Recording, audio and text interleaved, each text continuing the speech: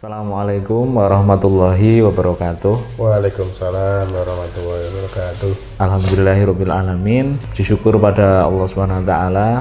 Hari ini Bincang Bisnis Bojonegoro sedang berkunjung ke Kas Khitan Anak Soleh Sumberjo dengan Bapak Fendi. Muhammad Agus Effendi atau dikenal Pak Fendi. Pak Fendi, oke. Ini beruntung sekali masyarakat Bojonegoro. Ini sudah ada kas, insya Allah putra-putri kita ketika mau khitan tidak seperti apa yang kita alami dahulu. Untuk lebih kenal, lebih paham semuanya akan disampaikan oleh beliau Pak Muhammad Effendi. Muhammad Agus Effendi. Kepadanya dipersilahkan, silahkan memperkenalkan tentang kas Sumberjo ini. Monggo Pak Effendi. Terima kasih matur sembah nuwun Bapak Yusuf selaku pembawa bincang-bincang kita siang ini. Alhamdulillah kita dipertemukan oleh Allah Subhanahu wa taala di mana pada siang hari ini Khitan Anak Soleh akan memperkenalkan diri kepada masyarakat Bojonegoro, terutama Bojonegoro sebelah timur, Sumberjo, Kedungadem, Sukewaras, Sukosewu, dan semua masyarakat Bojonegoro tentang khitan modern, layanan khitan anak soleh, baik itu tentang metode-metode khitan ataupun perawatan luka yang kita lakukan, yang kita layani. Nah, pertama kita akan memperkenalkan diri. Apa toh itu kas atau khitan anak soleh? Nah, khitan anak soleh ini adalah sebuah layanan kesehatan, terutama layanan tentang khitan dan rawat luka terutama. Saya berfokusnya di situ. Jadi khitan anak soleh ini berdiri semenjak tahun 2002, tepatnya 2002 itu maksudnya dihitung dari saya mulai membuka praktek khitan, membuka layanan perawatan luka itu semenjak tahun 2002. Tetapi adanya khitan anak soleh ini dengan metode khitan modern ini itu kita tahun 2006 atau 6 tahun yang lalu. Alhamdulillah pada Desember kemarin, 16 Desember kemarin, khitan anak soleh milad yang ke-6. Masya Allah. Alhamdulillah sudah 3 tahun ini, mulai milad ke-4, ke-5, dan ke-6 kita selalu mengadakan khitan gratis untuk adik-adik yang tidak beruntung karena dalam keadaan yatim atau kurang mampu. Alhamdulillah dengan adanya khitan anak soleh ini kita bisa membantu adik-adik yatim atau yang kurang mampu untuk melaksanakan sunnah dari Nabi Muhammad, yaitu berkhitan. Amin. Alhamdulillah. Itu sekilas tentang khitan anak soleh. Mulai berdirinya kapan, dan alhamdulillah ini berarti kalau dihitung dari mulai saya membuka layanan praktek itu 2002 sampai sekarang, berarti kira-kira sudah berapa tahun? 2023 2022 sudah hampir 20 tahunan ya. Belum dong. 2002, sekarang 2023. Nah, berarti iya toh? Oh iya. 20 tahun gitu, Pak. Iya. Monggo pripun, Pak? Terima kasih Kas. Untuk selanjutnya ini kepengen tanya, kenapa harus pilih Kas itu, kenapa? Mungkin punya keunggulan apa? Iya. Jadi begini, Mama atau Bunda semuanya di rumah, ayah juga, kenapa toh kok kita harus bukan harus memilih ya, tapi ada pilihan untuk khitan di kas gitu, apa keuntungannya? Keuntungannya yang pertama karena kita memakai metode modern. Jadi kalau dirunut dari sejarah khitan itu ada konvensional atau sunat biasa yang biasanya dilakukan dulu oleh cala, itu ya seperti itu, biasa dengan alat pemotong pisau, seperti biasa ditarik terus dipotong begitu. Nah, kalau di kas ini kita sudah menggunakan metode modern. Jadi mulai dari pembiusan yang dulunya kita pakai jarum suntik seperti ini, seperti ini jarum suntik. Insya Allah di kita anak soleh kita tidak memakai jarum suntik, Bapak atau Bunda. Kita memakai ini, alat ini namanya bius tanpa jarum. Jadi tidak ada jarumnya, ini hanya disemprot, Tapi insya Allah tidak terlalu menyakitkan seperti jarum. Nah, ini hanya disemprot gitu. Nah, Allahu Akbar, begitu. Tembus ke dalam jaringan kulit. Jadi kalau ini kan menusuk ke dalam kulit. Kalau ini tidak, ini hanya disemprot begitu. Itu yang pertama, kita tidak memakai jarum. Yang kedua, kita punya metode terbaru, yaitu namanya yang lagi viral itu disebutnya triple sealer KN.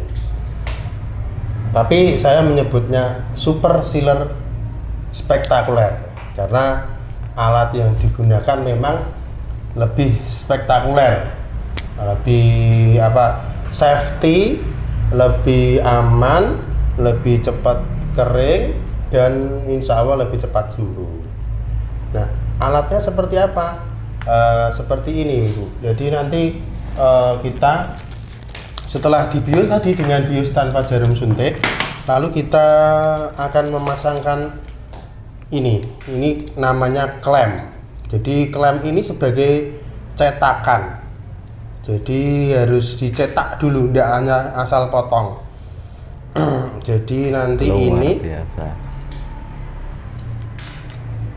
Nah, ini andekan ini burung ya, ini nanti kita buka dulu kulitnya.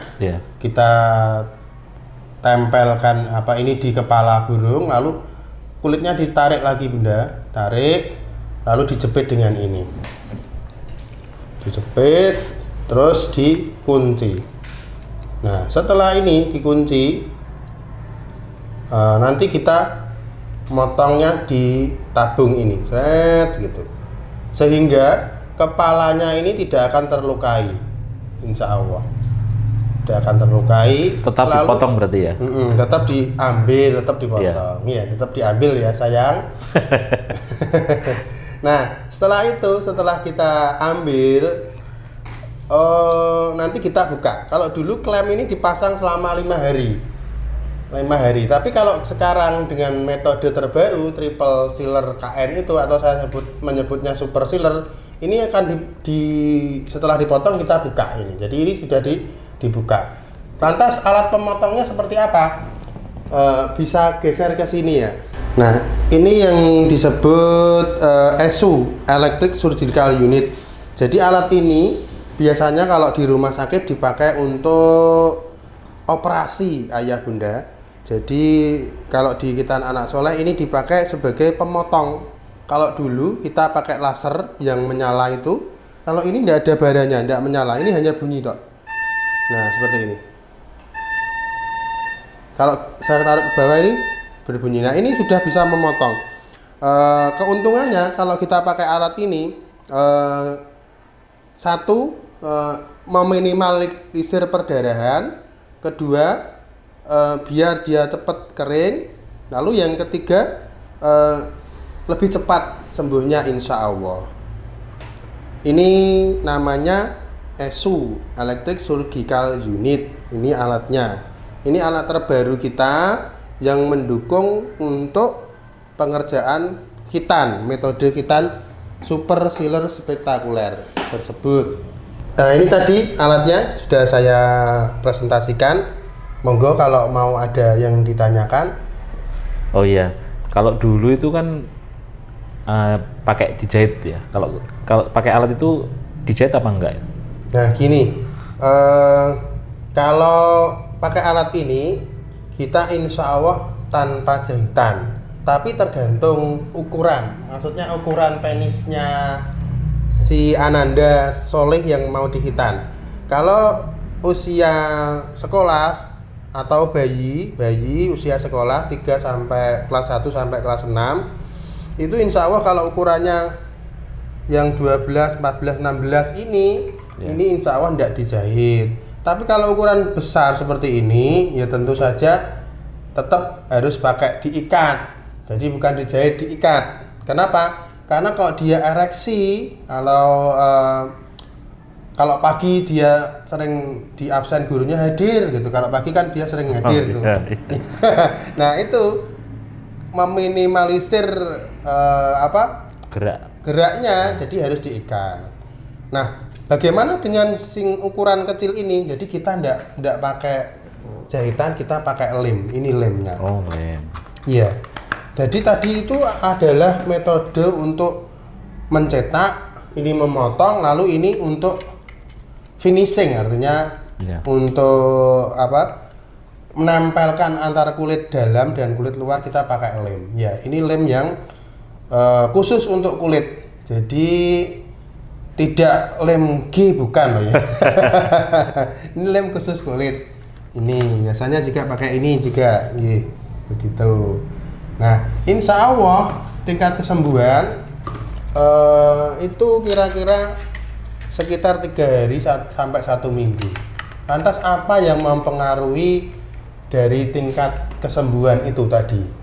Yang pertama, metode khitannya. Metode khitan semakin bagus, insya Allah semakin akan mempercepat kesembuhan.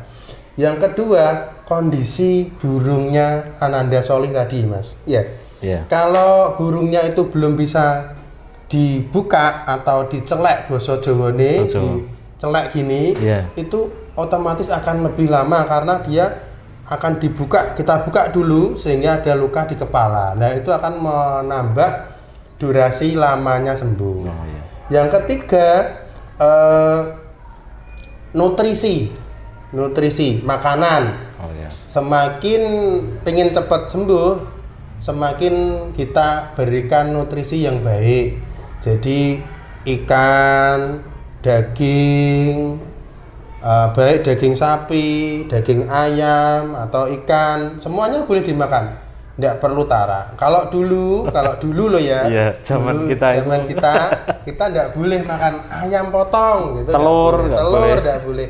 Nah, itu mitos, itu sebuah mitos yang keliru. Jadi semakin kita banyak mengkonsumsi protein tinggi protein seperti telur atau ayam, itu semakin cepat sembuh. Kalau misalnya, Pak, daripada nanti saya gegeran sama orang tua, ayam potong boleh ditinggal, tapi diganti ayam kampung. Jadi gitu ya. Win-win solution. Lebih maksudnya tidak gegeran karo wong tua, ya tetap dapat nutrisinya. Yang ketiga, kebersihan. Yang keempat, kebersihan juga mempengaruhi dari tingkat kesembuhan tadi. Biasanya kalau sunat yang metode konvensional itu tidak boleh mandi sampai 1 minggu atau lebih. Kalau kita hanya istilahnya kita mandi cerdas. Mandi cerdas itu mandi biasa, tapi pas yang di burungnya itu ditutup sama gelas aqua, itu hanya 3 hari. Setelah itu sudah boleh mandi bebas. Sampun. Mungkin ada lagi. Kalau sarannya itu bagusnya itu anak itu dihitan usia berapa? Oh iya. Kalau kita maksudnya mau menghindarkan anak biar tidak infeksi, biar tidak sakit yang berulang, biasanya paling baik itu antara usia 0 sampai 1 tahun. Jadi bayi itu lebih baik di khitan karena yang pertama akan menghindari terjadinya infeksi saluran kencing terutama. Kalau sudah terjadi infeksi saluran kencing yang berulang, akan terjadi femosis. Femosis itu perlengketan kepalanya dengan kulitnya itu loh. Kalau zaman dulu nyebutnya urung pol katanya. Oh iya, dibukain urung kena. Durung kena dibuka urung pol. Nah, itu biasanya nanti anak-anak sering panas, sering batuk, sering bolak-balik masuk rumah sakit. Nah, itu harusnya segera dikhitan. Tapi kalau Pak anakku kadung gede, Pak. Kalau usia sekolah ya malah yang paling baik usia 0 sampai 1 tahun. Iya. Tapi kalau sudah terlanjur gede ya usia sekolah. Jadi antara kelas 3 sampai kelas 6 itu yang alternatif kedua. Sekolah dasar itu ya 3 sampai 6 ya. Nah, kan sampai SMA ya bisa, tapi nanti mempengaruhi dari tingkat kesembuhan otomatis lebih lama karena pertumbuhannya sudah agak lambat. Kalau bayi kan cepat, masih dalam masa pertumbuhan, jadi cepat regenerasi selnya cepat. Insya Allah. Kalau dulu kan pernah bilang kalau disunat kecil itu katanya kecentet gitu, enggak ya? Oh gini. Kalau engkau ndang anakku gak iso dhuwur. Bisa, tumbuhnya kurang baik. Kalau menurut penelitian insya Allah niku hanya mitos. Jadi insya Allah kalau bapak ibu gede dhuwur ya tetap anaknya akan tumbuh besar. Jadi tidak ada pengaruhnya kalau disunat cilik terus gak gede-gede. Kecuali kalau nyun sewu ayah ibunya mungkin nyun sewu yang ada kelainan ya mungkin bisa jadi. Tapi kalau normal saja insya Allah tidak ada masalah. Jadi itu hanya mitos. Iya. Nah, sekaligus saya menyampaikan kepada ayah bunda yang akan mengkhitankan buah hati tercintanya ke kita anak soleh. Terima kasih banyak sudah diberi kepercayaan. Jadi insya Allah kalau di khitan anak soleh otomatis jenengan juga berdonasi ke lembaga-lembaga zakat yang sudah kita tunjuk seperti DSP apa? Dompet Sosial Permata. LMI, lembaga manajemen infak atau rumah zakat atau di lembaga pendidikan seperti SDIT Paradis, SDIT Alam Sumberjo, TKIT ya seperti itu. Dan yang saya sebutkan pertama tadi ada khitan gratis untuk anak yatim dan duafa, itu dananya juga diambilkan dari jenengan ini. Sebagian dana yang jenengan berikan ke saya itu akan kita kelola untuk mengkhitankan adik-adik yatim dan duafa yang kurang beruntung. Mengatakan Bapak, Ibu, Pak Fendi, kalau khitan di sini tuh dapat fasilitas apa saja? Misalnya. Oh iya. Ya. Jadi nanti yang akan didapat, fasilitas yang akan didapat, satu tentu saja paket khitan. Paket khitan itu terdiri dari ini, celana khitan, obat-obatan, lalu kontrol. Terus dapat hadiah biasanya jam tangan seperti yang saya pakai ini. Jam tangan. Ada kalanya nanti kita juga dulu sudah pernah kita berikan tas, tapi ada yang kadang ada yang tidak suka. Jadi gonta-ganti hadiahnya. Oh iya. Yang jelas nanti ada celana khitan ini, terus obat, hadiah bisa arloji, bisa tas, lalu kontrol. Kita akan pantau sampai sembuh ayah bunda. Tapi via WA, kontrolnya sekali, terus sampai sembuhnya saya temani sampai sembuh via WA. Gitu. Jangan sungkan-sungkan nek setiap hari mau WA saya ya monggo, saya insya Allah kalau tidak ada halangan ya 24 jam siap menjawabnya. Kan bisa difoto, dilaporkan betul, perkembangannya betul. bagaimana gitu ya. Kan zamannya sudah berubah, Ya, harus sudah modern digital. datang kita, jadi Ya. sudah bisa lewat foto mawon. Lagi Pak Pendi, ini kan tadi berdiri 2002 ya? 2002 betul. Oh 2002. Kira-kira sudah ada berapa anak yang kalau dihitung itu yang Kalau semenjak 2002 sampai sekarang ini yang saya tidak tercatat yang 2002 ke bawah, maksudnya yang 2006 ke bawah, 2016 ke bawah itu tidak terdokumentasi. Tapi semenjak KAS ya itu 2016. Hitan Anak Soleh itu 2006. Oh 2006 ya. 2006 atau 2016? 16 ya? 2016. Oh iya 2016. Kan baru 6 tahun. 2016 itu Sudah mulai tercatat. sudah 1000 lebih, insya Allah 1000, hampir 1100-an insya Allah. Itu yang mulai terdokumentasi, tercatat artinya. Oh iya iya. Kalau yang dulu sebelum Hitan Anak Soleh yang saya praktek mandiri biasa itu tidak terdokumentasi, jadi tidak dapat menghitung insya Allah. Lagi apa? Ini KAS ini bisa kalau mau khitan itu harus di sini atau mungkin bisa didatangkan, ya. Insya Allah kita bisa datang, insya Allah. Tapi kalau tergantung waktunya, insya Allah. Jadi kita kan janjian dulu. Nanti kitanya kapan? Biasanya kalau kitan kan terencana, tidak. Oh ya. Kalau anak sakit kan dadak berobat. Kalau kitan kan terencana. Jadi misalnya jenengan hubungi saya, kurang 1 minggu gitu, Pak ini harus datang ke tempat saya, bisa. Asal masih terjangkau tetap insya Allah bisa. Tapi alangkah lebih baiknya kalau datang ke sini. Apalagi masa liburan. Nah, masa liburan, hari-hari liburan itu banyak yang kitan. Jadi kalau saya harus keliling, waktunya habis di jalan. Oh iya iya.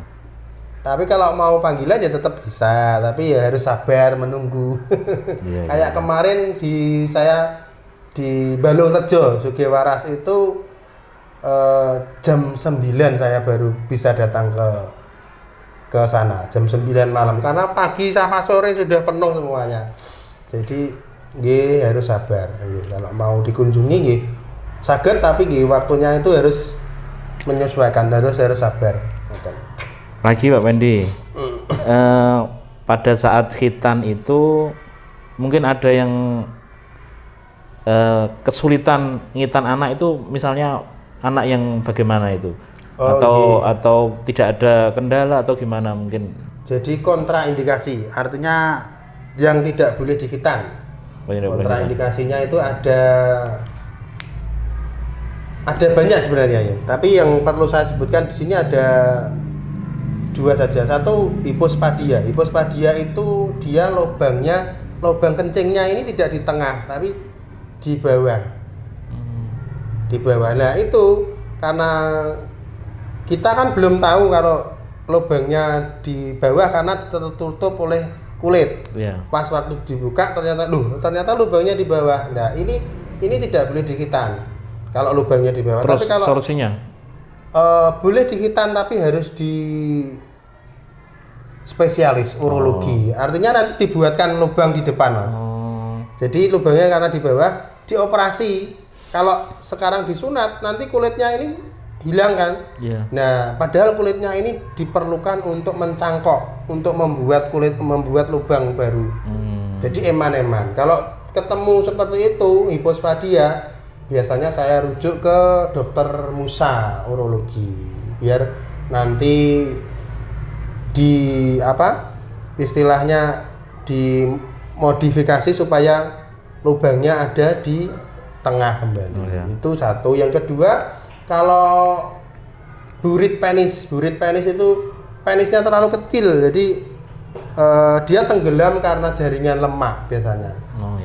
Jaringan lemak. Jadi gak puret gitu enggak ya? Kalau puret, kalau gendut itu insya Allah masih bisa. Tapi kalau memang ujungnya kecil sekali, lah itu biasanya yang tidak bisa. Jadi hanya sebenarnya banyak, tapi kalau mau disebutkan semuanya ya, tapi hanya 2 itu sawah, yang lainnya insya Allah bisa. Oh iya. Insya Allah. Terakhir Pak Fendi, biar ayah bunda ini lebih apa ya, ayam mungkin penutupnya, keunggulan khas ini, ben ayah bunda itu luwih ayam, luwih tenang, nyaman menghitankan anaknya. Penutup Pak Fendi, silakan Pak Fendi. Ya, terima kasih. Jadi insya Allah ayah bunda, karena khitan itu 1 kali dalam seumur hidup, jadi tentukan pilihannya yang tepat. Nah, insya Allah di khitan anak soleh, selain kita melaksanakan standar operasional prosedurnya sesuai dengan ilmu kesehatan yang didapat, Syar'i ya, syar'i. juga tetap kita mengutamakan kesyar'ian. Jadi nanti akan ada penjelasan dari saya tentang apa itu khitan, kenapa harus dikhitan, kenapa hukumnya seperti itu ya. Jadi nanti selain itu kita juga sambil memurojaah hafalan-hafalan sehingga anak itu tidak terlalu tegang, begitu. Harapannya apa? Kan khitan ini kan termasuk sesuatu hal ibadah, termasuk ibadah. Karena kita menjelang balik harus bersuci, harus suci dulu. Jadi sebenarnya ini kan ritual ibadah kita itu. Jadi nanti supaya anak kita itu lebih sholih, lebih bisa dibanggakan ke orang tua, bisa mendoakan orang tua, itu harapan kita. Jadi insya Allah nanti kita bimbing sampai paripurna, jadi sampai sembuh. Selain dengan tindakan medis, juga kita akan mensugesti anak-anak itu biar dia lebih pede, lebih berani, lebih solih, insya Allah. Nah, terima kasih Pak Fendi, khas khitan anak soleh Sumberjo. Insya Allah para orang tua sekarang lebih paham, terus insya Allah akan menentukan pilihannya juga lebih pasti insya Allah di khas Sumberjo. Demikian bincang bisnis Bojonegoro, kita tutup bersama-sama dengan hamdalah bersama-sama. Alhamdulillahirabbil alamin. Saya akhiri. Assalamualaikum warahmatullahi wabarakatuh. Waalaikumsalam warahmatullahi wabarakatuh.